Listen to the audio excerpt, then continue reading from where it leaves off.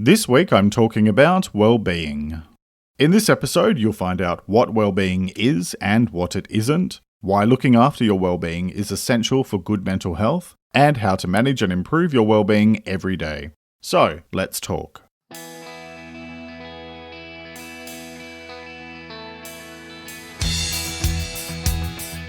This is Let's Talk About Mental Health, a weekly podcast full of simple ideas for better mental health. I'm your host, Jeremy Godwin, and I'm an Australian writer and speaker who spent most of the 2010s dealing with severe depression and anxiety, and that led me to change careers to study mental health.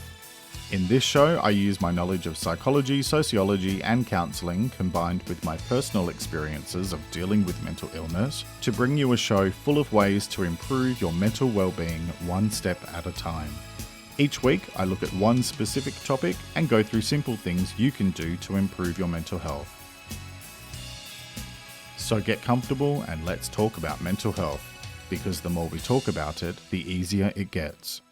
Hello, thanks for joining me and welcome to episode 60. And more importantly, welcome to 2021. We made it! We made it through the wilderness. Somehow we made it through. Mostly thanks to Zoom and sourdough. It is a brand new year, and even though that does not mean that things will somehow magically be better overnight, and in many countries we're seeing tough restrictions as COVID takes off yet again, it at least means that 2020 is now officially a memory. So, hooray! Now, having said that, everything in life is an opportunity to grow and to learn from both the good and the bad, so that we can be the very best version of ourselves possible. So if you think that I'm going to just pretend that 2020 never happened, then you could not be more wrong. I'm going to be spending the next few episodes at least deconstructing some of the key lessons that our very own Year of Hell has to offer us. And yes, that was a Star Trek Voyager reference, my favourite of all the Star Trek series, if you happen to be interested. Anyway, this week, that conversation begins with a look at well-being. So, let's get talking. A quick reminder before we go any further that I announced last week that I'm going to be launching a weekly Let's Talk About Mental Health show on YouTube starting on the 21st of January. This show will be a completely different format to this podcast, which will continue in the same format. On YouTube, every week, I'll be looking at a wider range of topics about good mental health and well-being. If you haven't already subscribed to my YouTube channel, then head over to letstalkaboutmentalhealth.com.au where you'll find it on the front page. Or if you're on Instagram, you can follow me at LTAMH, and the link in my profile will take you where you need to go to subscribe. Now, on with this week's episode, all about well-being. Last week, in episode 59, I talked about change and transformation, and it's definitely something that we've all been challenged to deal with, whether we like it or not, thanks to the massive effects that 2020 has had on every single one of us. And by the way, I did a whole episode on change back in episode 52, so if you haven't already, check that out. You can find audio and full transcripts for past episodes at letstalkaboutmentalhealth.com.au/episodes. Now, I bring up this stuff about change and transformation at the start of this episode about well-being because the reality is that we're going to continue experiencing change on a global level this year, as well as for each of us individually. And so the challenge we each face is to take the time to really understand the choices that we're making every day for our mind, body, and spirit, and then choosing to make informed and healthy decisions based on quality evidence in order to improve our overall well-being. Physical, mental, spiritual, social, emotional, and financial. And that, whether we like it or not, will very likely involve even more change and transformation. Change can be frightening, especially since we're hardwired to seek comfort and safety. But it can also bring you to new places and serve to completely change your overall well-being for the better, even if the journey to get there is a rough one. I've talked before about the fact that my whole life started falling apart in late 2011, and I descended into severe depression and anxiety that lasted for far too many years. And at the time, I would have given anything to make it all stop and just go back to the way that things were. But they didn't because they couldn't.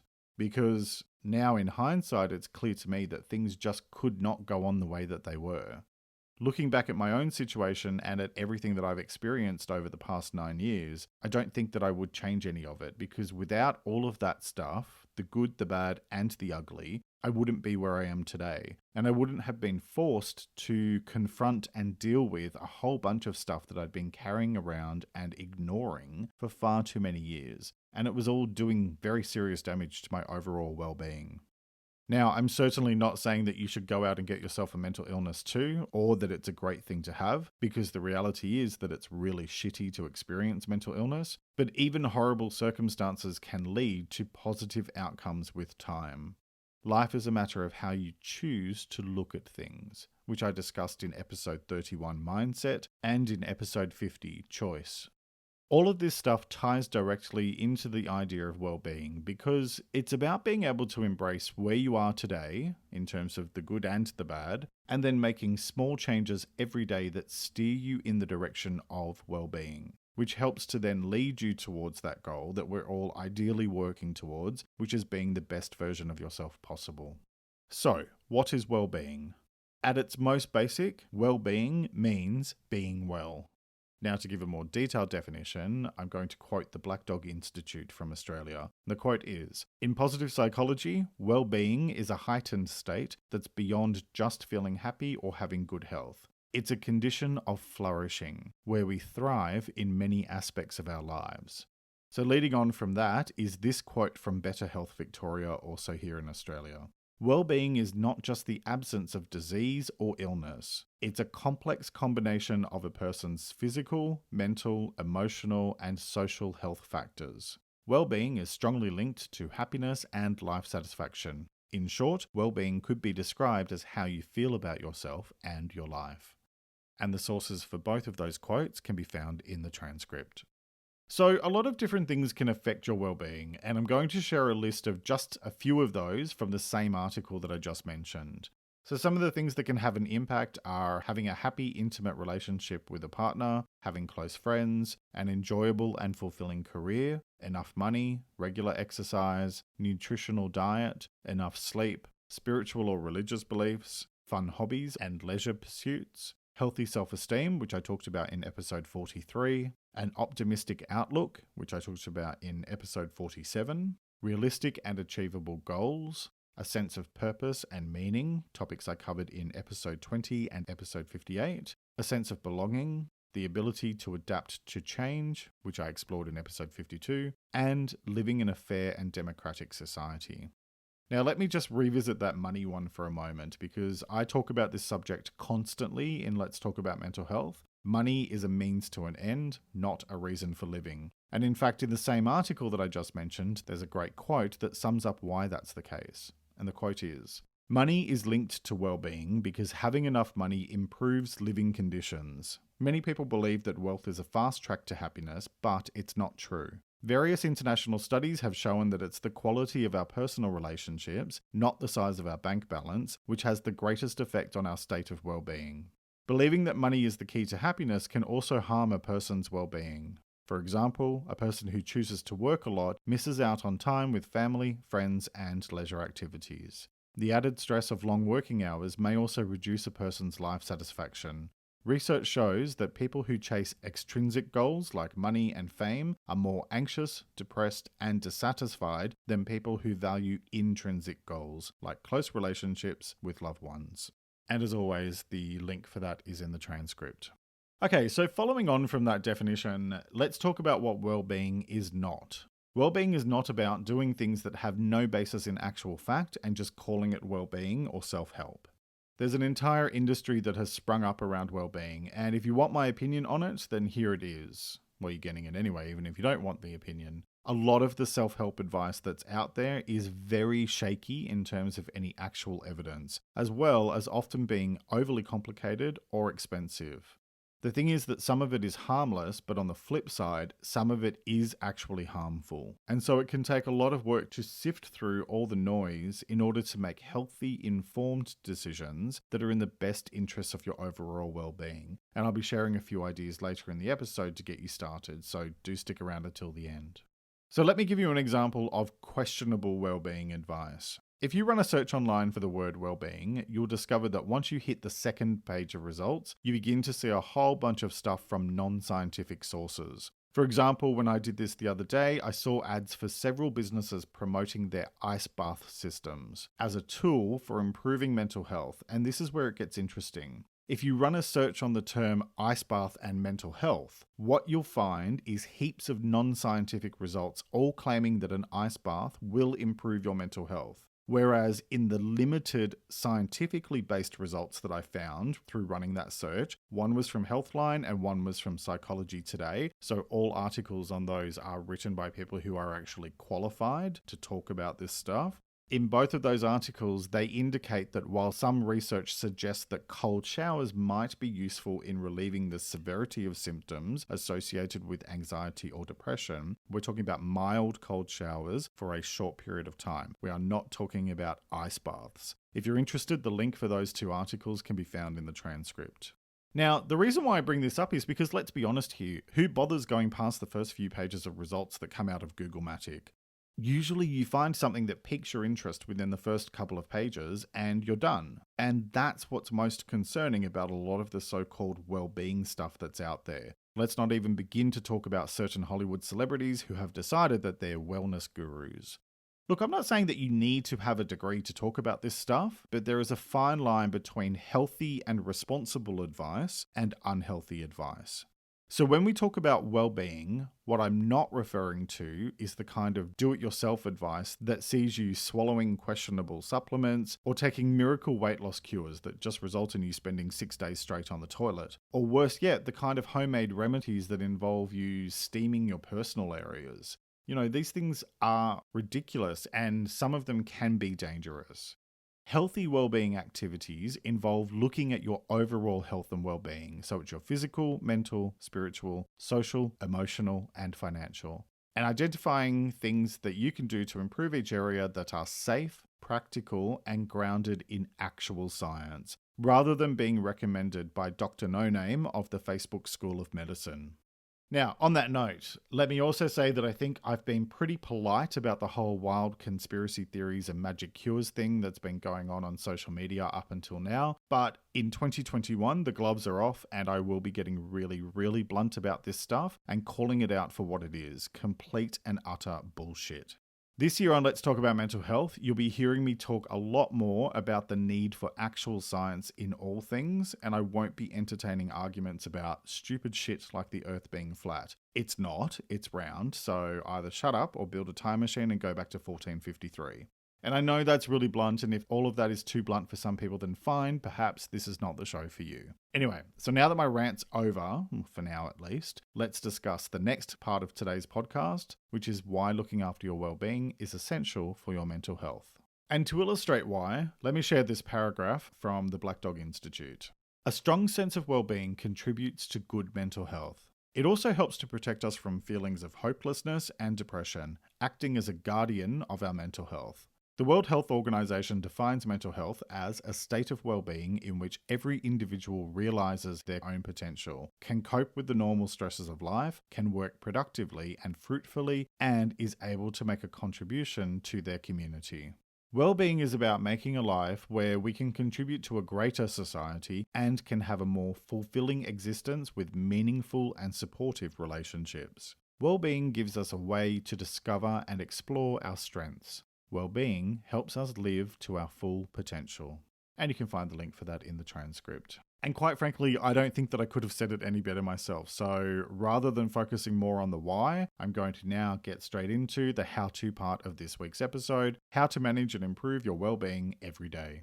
So let's start by addressing the elephant in the room. For you as an individual, the whole thing about well-being is being willing to do what needs to be done in order to be well, in your mind, body, and spirit. And that often requires real change. The idea of change can be daunting and scary for a lot of people. And it's one of the reasons why many of us find ourselves unable to achieve the resolutions that we make for the new year, if we make them. And by the way, if that's happened to you already, it's okay. I'm going to be talking about a more day-by-day approach to your overall well-being here today. And hopefully that will help you to get into a place where you're able to achieve whatever it is that you want to achieve, as well as overall well-being.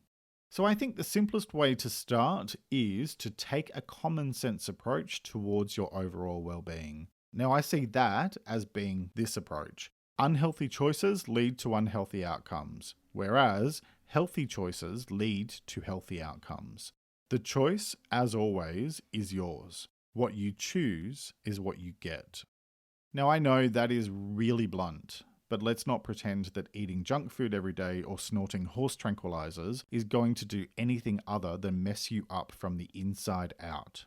Yes, I know I've said all things in moderation in past episodes, and I stick to that idea, but there's also some stuff which is just bad for you, and if you choose to do that, you're making an unhealthy choice and doing damage to yourself. Period. End of sentence. So that leads into the next point, and hopefully these further points will be less lectury. Sorry about that. And the next point is make healthy choices each day that are aligned to all 6 areas of your well-being: physical, mental, spiritual, social, emotional, and financial. All of these areas need your attention, and they are interwoven with one another, which means you cannot ignore one or more of them without experiencing some kind of negative impact across all of them. My advice here is to spend some time reflecting on your current situation in each of these 6 areas so that you can identify what is working well in order to do more of that and what is not working so well, so that you can either stop it, try something different, or find ways to address it. So back in episode 49, Finding Balance, I talked about these 6 areas, and I'm just going to quickly revisit the 6 definitions so that we're clear on what I'm talking about. So when I talk about your physical well-being, that's what you do with your body and what you put into it. Your mental well-being is what you put into your mind and what you do with your thoughts. In other words, we all have thoughts that pop up out of nowhere, but do you buy into them and turn them into feelings, words, or actions, or do you learn to just observe them and let them go? Your spiritual well-being is how you live a life that feels purposeful and meaningful, and how you connect with something more than just yourself, which has nothing to do with religious beliefs necessarily. You don't have to be religious to be spiritual. Social well-being is your ability to create and maintain meaningful relationships with other people, as well as how you adapt in social situations.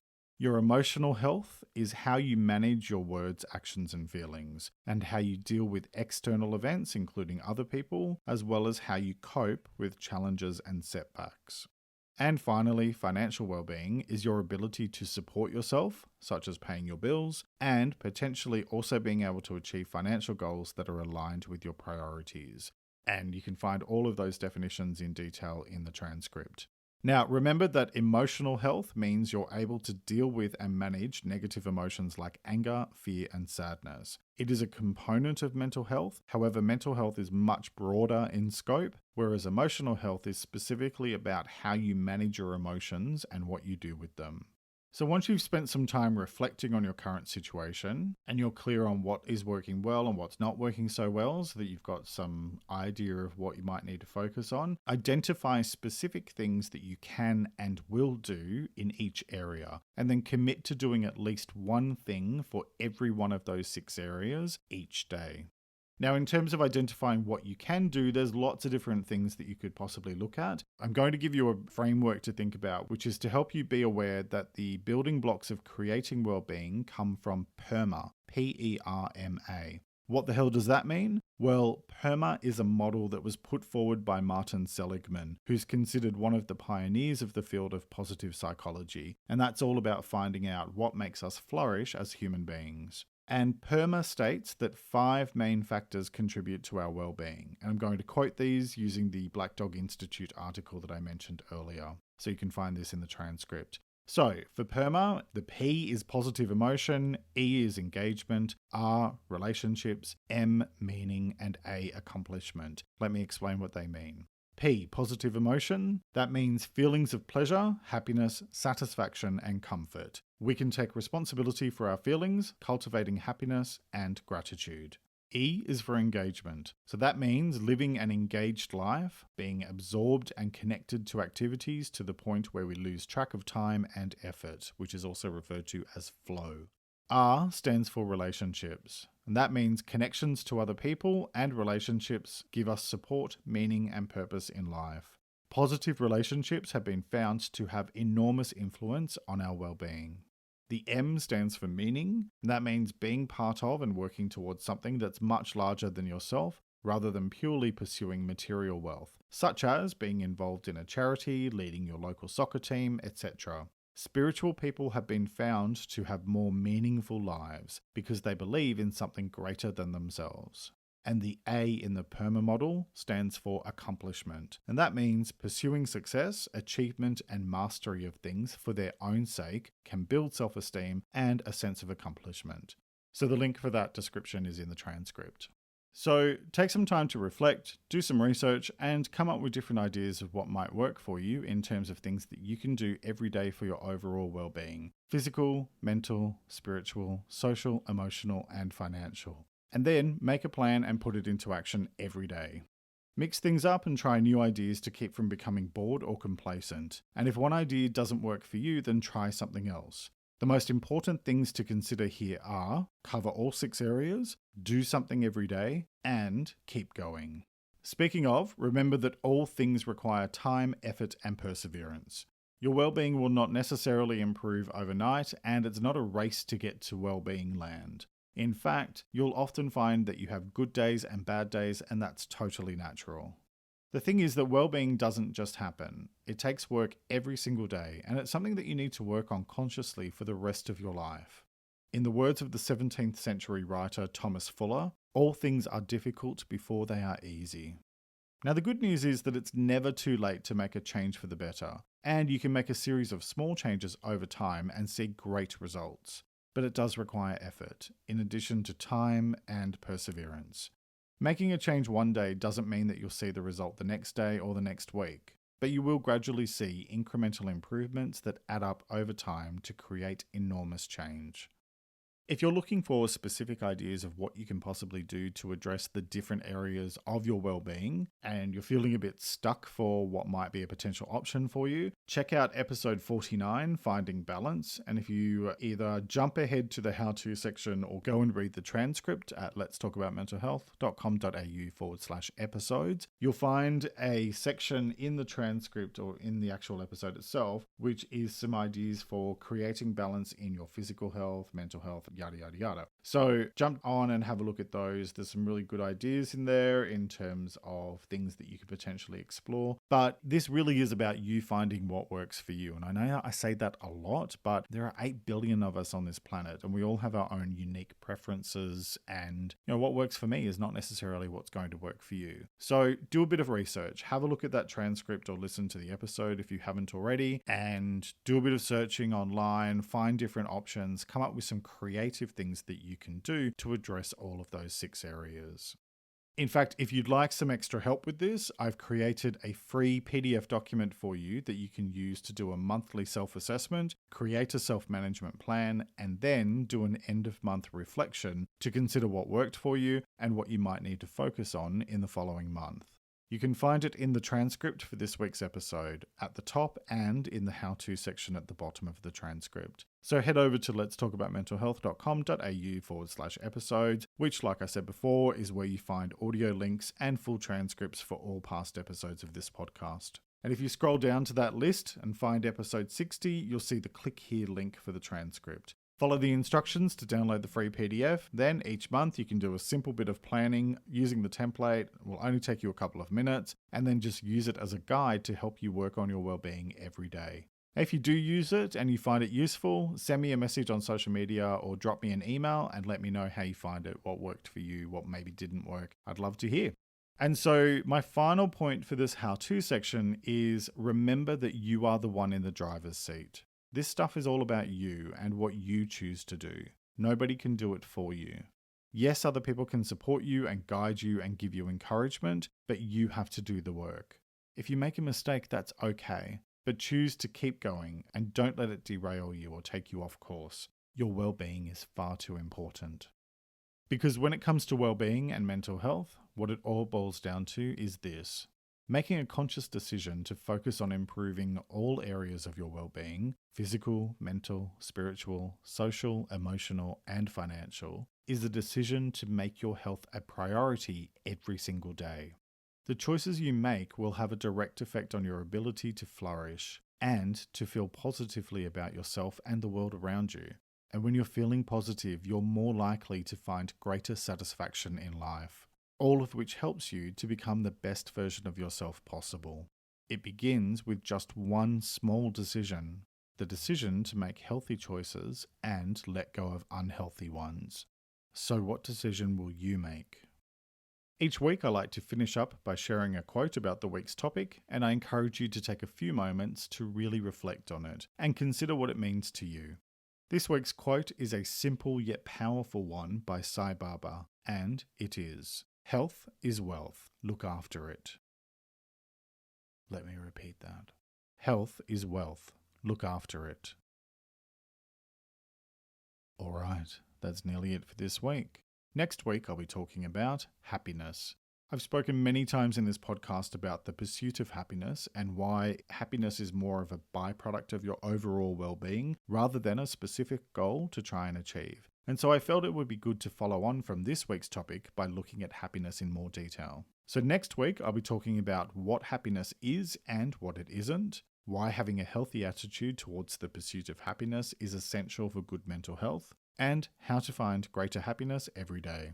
I hope you'll join me for that episode, which will be released in the morning of Monday the 11th of January in the Asia Pacific region, including Australia, the evening of Sunday the 10th of January in the UK, Ireland, Europe, Africa, and the Middle East, and the afternoon of Sunday the 11th of January in the US, Canada, Central America, and South America. Head to letstalkaboutmentalhealth.com.au for past episodes, including audio links and full transcripts. And while you're there, join the Let's Talk About Mental Health mailing list to have exclusive updates land in your inbox. Those of you on my email list find out about new stuff at least a week before anybody else. So if you like this show, then sign up at the website, letstalkaboutmentalhealth.com.au. You can find Let's Talk About Mental Health on Instagram, Pinterest, and Facebook at LTA Mental Health, where I post extra content throughout the week. Thank you very much for joining me today. Look after yourself and make a conscious effort to share positivity and kindness out into the world, because you get back what you put out. Take care and talk to you next time.